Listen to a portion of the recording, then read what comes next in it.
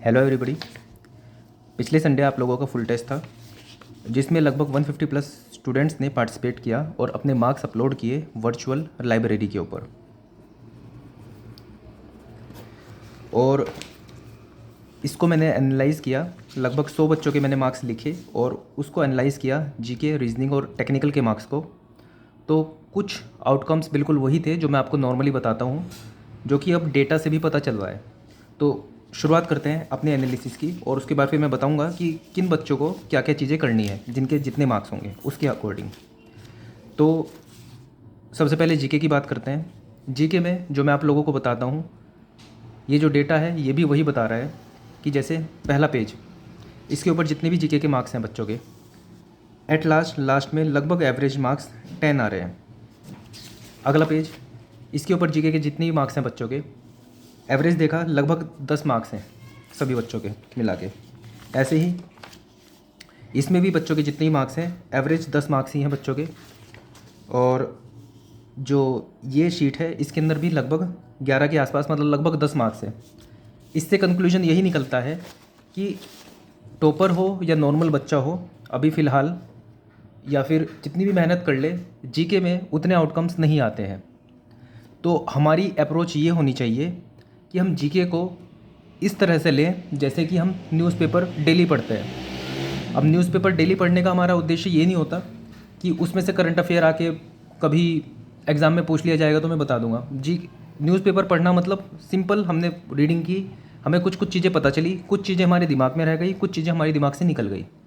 अगर कभी हम किसी डिस्कशन में बैठे किसी यार दोस्त के साथ और हमने आपस में बात की, किसी ने कोई चीज़ बात उठाई, तो हमें शायद उसके बारे में पता हो क्योंकि न्यूज़पेपर में हमने हल्का हल्का सा देखा था। तो बिल्कुल ऐसे ही इसी अप्रोच के साथ आपको करंट अफेयर भी पढ़ना है और इसी अप्रोच के साथ आपको जीके भी पढ़नी है। जीके में ये अप्रोच लगेगी कि आपको हर दिन जीके को कुछ ना कुछ टाइम देना है, जैसे 1 घंटा 2 घंटा। और ये नहीं सोचना है इसके अंदर कि आप सिलेबस कंप्लीट करो जीके का। आपको सिर्फ अपनी तरफ से इतना काम करना है कि आपको 2 घंटे, मैक्सिमम 2 घंटे आपको डेली दे देने हैं 3 महीने तक। अब इस 3 महीने में आपका पूरा पॉलिटी, ज्योग्राफी, हिस्ट्री, जीएस सब कुछ ख़त्म हो जाए या उसका आधा भी हो, उससे आपको कोई मतलब नहीं है।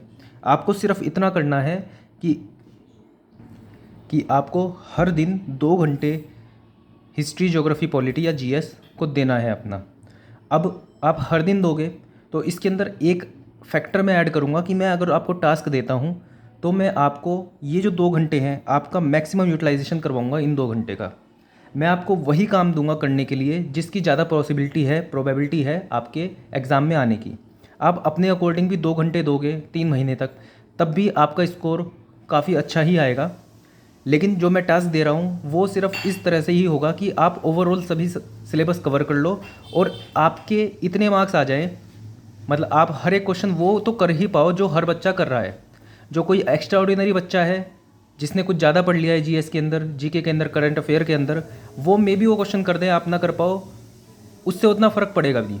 लेकिन मैं आपको इतना एबल बनाना चाहता हूँ कि जो एक एवरेज क्वेश्चन है, जो कि लगभग पीवाईक्यूज़ में पूछे गए हैं क्वेश्चन, वो आप कर पाओ। तो इसलिए मैंने कुछ बेसिक नोट्स उठाए हैं और मेरा उद्देश्य ये है कि वो बेसिक नोट्स जैसे पॉलिटी, ज्योग्राफी, हिस्ट्री, जीएस के भी मैं अभी ऐड ऑन करूँगा कि आप एटलीस्ट वो नोट्स तो कर लो। मैं डेली आपको पेजेस में टास्क देता हूँ, आपको करने के लिए बोलता हूँ। काफ़ी लोग अपलोड भी करते हैं वर्चुअल लाइब्रेरी में पढ़ाई के बाद।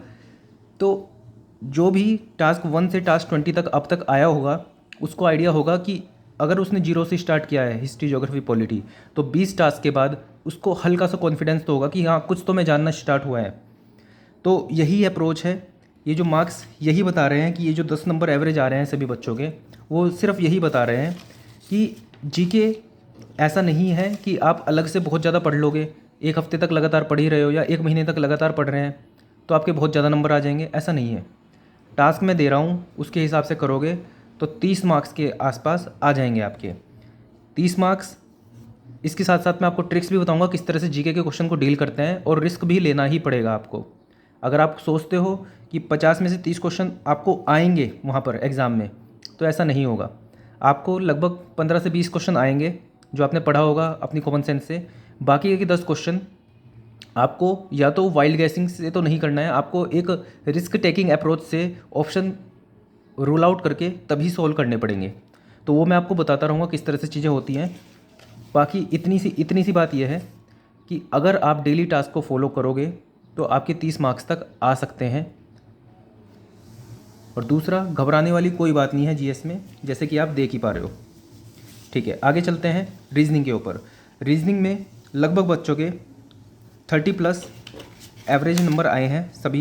सभी सेशन में मैंने देखा 34 मार्क्स, यहाँ पे भी 34 मार्क्स एंड इस शीट में भी 37 मार्क्स। तो लगभग बच्चों के इतने मार्क्स आ रहे हैं रीजनिंग के अंदर। तो रीजनिंग का एनालिसिस ये है कि जिन भी बच्चों के 30 मार्क्स से कम आ रहे हैं रीजनिंग के अंदर, तो उनको अभी 50 क्वेश्चन का सेट नहीं करना है, उनको टॉपिक वाइज ही तैयार करना है अपना रीजनिंग। टॉपिक वाइज में मतलब अगर आपके 30 से कम मार्क्स आ रहे हैं, इसका मतलब काफ़ी सारे टॉपिक ऐसे हैं जो या तो आपने नहीं पढ़े हैं या फिर उनकी प्रैक्टिस नहीं है। जैसे कोडिंग डिकोडिंग के अगर आपने काफ़ी हद तक क्वेश्चन किए हैं, जैसे 20-25 तरह के आपने क्वेश्चन कर लिए, तो लगभग आपको आइडिया होता है कि हाँ इसके अंदर कुछ ऐसा लगने वाला है, जो भी ट्रिक लगने वाली है वो आपको लगभग पता होती है।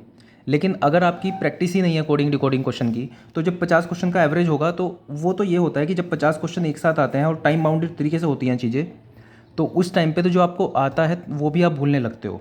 और अगर आप सोचोगे कि आपको नहीं आता है फिर भी 50 क्वेश्चन अटैम्प्ट करने लगोगे, तो एफिशिएंसी भी कम होगी। फुल टेस्ट तो आपको अटैम्प्ट करना ही है, उससे आप नहीं भाग सकते हो। लेकिन मैं डेली प्रैक्टिस की अगर जो आपको बताऊँ बात, कि अगर जो आपके कम मार्क्स आ रहे हैं तो आपको टॉपिक वाइज ही प्रिपेयर करना है, तो उसके हिसाब से मैं टॉपिक वाइज ही आपको से दूंगा। दूसरा, 30 से 40 जिसके मार्क्स आ रहे हैं तो उसको कभी टॉपिक वाइज करना है और कभी 50 क्वेश्चन का सेट लगाना है।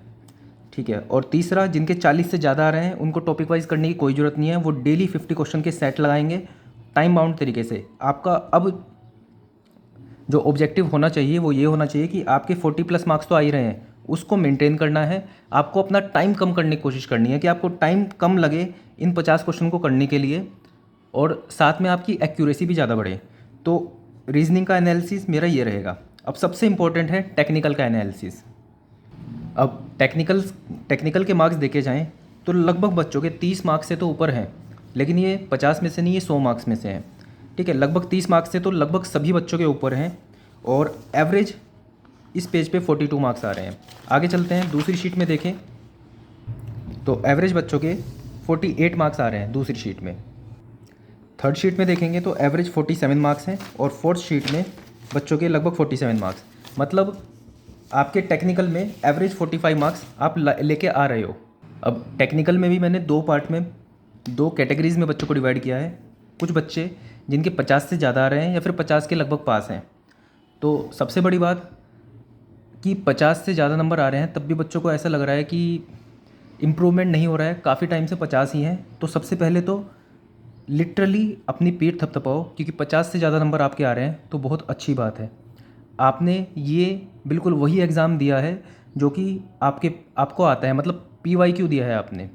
ठीक है, बिल्कुल ऐसा ही पेपर आने वाला है, उसमें आप 50+ नंबर ला रहे हो, तो आधी लगभग कट ऑफ आप क्लियर कर ले रहे हो टेक्निकल से, तो बहुत अच्छी बात है। और ये 3 महीने पहले की परफॉर्मेंस है आपकी, तो 3 महीने पहले आपकी ये परफॉर्मेंस है, तो सिंपल सी बात है आप लोगों का सिलेक्शन होने जा रहा है। तो सबसे पहले तो नेगेटिविटी दिमाग से निकालो कि मेरे 51 52 इतने ही मार्क्स आ रहे हैं क्या, ऐसे मत सोचो, पॉजिटिवली लो इस चीज़ को, क्योंकि ये पॉजिटिव है ही। ठीक है, आपको किस चीज़ पे ध्यान देना है, अब रिवीजन पे ध्यान देना है। अगर जो आपके 50 मार्क्स आ रहे हैं तो मतलब लगभग आपने सिलेबस कवर किया है। आपकी कहीं कमी हो रही होगी, वो होगी रिवीजन में कमी। रिवीजन को बढ़ाओ किसी भी तरह करके, जो भी चीज़ें पढ़ी हैं बार बार पढ़ो उनको। दूसरा, आपके नंबर कम जो हो रहे हैं वो सिली मिस्टेक से बिल्कुल हो रहे होंगे, क्योंकि जब पूरा सिलेबस आपने कवर कर लिया है तो बहुत सारी चीज़ें आपको आती हैं, और बहुत क्वेश्चन ऐसे भी होंगे जो बहुत ईजी होंगे जो आपने गलत किए होंगे। जिसने भी सिलेबस कवर किया है और जिसके 50 मार्क्स आ रहे हैं उसको इस चीज़ का आइडिया होगा कि सिली मिस्टेक्स से लगभग उसके 5 से 6 नंबर तो कट ही रहे होंगे। तो सिली मिस्टेक्स को कम करना है। सिली मिस्टेक्स कम कैसे होंगी, आपको डेली क्वेश्चन प्रैक्टिस करने पड़ेंगे। जैसे आपने कोई कॉन्सेप्ट पढ़ा था उसके क्वेश्चन आपको देखने पड़ेंगे, ज़्यादा से ज़्यादा क्वेश्चन देखने पड़ेंगे। SSC JEE के PYQ देखने पड़ेंगे, और आप YCT से भी SSC JEE PYQ देख सकते हो, और YCT AE, इससे भी आप कॉन्सेप्ट पढ़ने के बाद क्वेश्चन प्रैक्टिस करोगे, तभी आपके सिली मिस्टेक्स कम होंगे। और जिस टाइम पे आप क्वेश्चन प्रैक्टिस करते हो, आपको इस माइंडसेट के साथ क्वेश्चन प्रैक्टिस करने हैं कि कई बार हम होता है, जैसे पहला क्वेश्चन हमने देखा 4 ऑप्शन उसके अंदर है, तो हम क्या करते हैं कि क्वेश्चन पढ़ा हमने और ऐसे ही बिल्कुल केयरलेसली हम कहते हैं कि चल बी है इसका आंसर, देखते हैं कि सी, फिर हम कहते हैं कि अरे हाँ सी ही तो था। अगर आप घर पे ये गलतियाँ कर रहे हो तो एग्ज़ाम में भी करोगे आप गलतियाँ। तो इस चीज़ का ध्यान रखो कि जो आप घर पे क्वेश्चन सोल्व कर रहे हो उसका आंसर बिल्कुल सही ही आना चाहिए। उस क्वेश्चन को आपको फॉर ग्रांटेड नहीं लेना है, उस क्वेश्चन को बिल्कुल इस तरह से ही सॉल्व करना है जैसे कि आप एग्ज़ाम में कर रहे हो। जब आप क्वेश्चन को रिवाइज भी कर रहे हो तो उस टाइम पे ऐसा नहीं है कि क्वेश्चन देखा और सीधा आंसर देख लिया, आपको उसका क्वेश्चन का आंसर लाना है, लेके आना है किसी भी तरह सही। ठीक है, पहली अप्रोच यही होनी चाहिए। आपको नहीं आता वो एक अलग बात है, उसमें आप सॉल्यूशन देख लो, कॉन्सेप्ट देखो, वो अलग बात है। आपको आता हुआ क्वेश्चन आप रिवाइज कर रहे हो वो आपका गलत नहीं होना चाहिए, वहाँ पे आपकी गलतियाँ कम होंगी तो यहाँ पे एग्ज़ाम में भी सिली मिस्टेक्स कम होने लग जाएंगी। आगे चलते हैं, न्यू कॉन्सेप्ट्स आपको अब सीखने पड़ेंगे।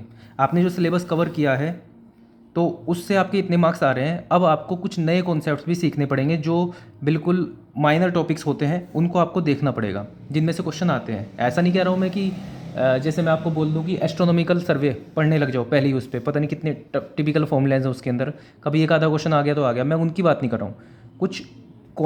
कुछ टॉपिक ऐसे होते हैं जैसे plane table surveying, topic minor subject है, माइनर चैप्टर है, लेकिन हमें ये पता है कि उसके अंदर 2-3 टाइप के क्वेश्चन बनते हैं, रिसेक्शन, इंटरसेक्शन, रेडिएशन, ये सब क्या क्या डेफिनेशन होती है प्लेन टेबल्स के बारे में। तो ऐसे माइनर टॉपिक जो छूटे हुए हैं अब आपको वो करने पड़ेंगे क्योंकि वहाँ से भी क्वेश्चन आते हैं। ठीक है, और आप जो मैं DGP2 चला रहा हूँ, DGP 2.0 आपको टास्क दे रहा हूँ, आप इसके अंदर बढ़ चढ़ के आप इसको मॉडिफाई भी कर सकते हो अपने अकॉर्डिंग। जैसे मैंने कोई काम दिया आपका, अगर सिलेबस कंप्लीट है तो आप ये टास्क जो होगा बड़ी जल्दी भी कंप्लीट कर लोगे। आपको इसके बाद अपना खुद से और एफर्ट देना है और आपको अपनी भी चीज़ें इसके अंदर ऐड ऑन कर लेनी है, या फिर आपने टास्क कर लिया तो पिछला टास्क कोई बैकलॉग में हो उसको कंप्लीट करो, या फिर अपना भी कुछ और भी ऐड कर सकते हो। ये उन बच्चों के लिए जिनके 50+ मार्क्स आ रहे हैं। आगे चलते हैं, 30 नंबर से कम, बहुत कम बच्चे ऐसे थे जिनके नंबर कम आए 30 से कम। उसका कारण ये भी हो सकता है कि मैंने सीधा फुल टेस्ट करने के लिए बोला, तो कई बच्चे ऐसे होंगे जो बिल्कुल अभी स्टार्ट किया था उन्होंने, तब उनके नंबर कम आए होंगे।